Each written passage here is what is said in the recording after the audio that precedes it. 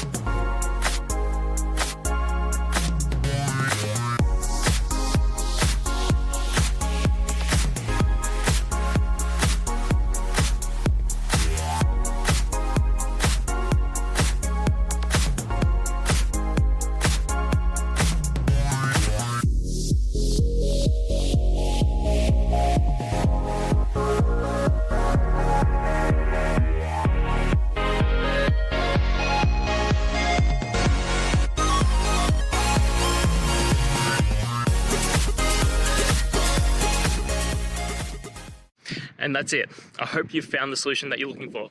If you did, please hit subscribe. I'd really appreciate it. And until the next time that you need technical help, I hope you have a good one. Cheers.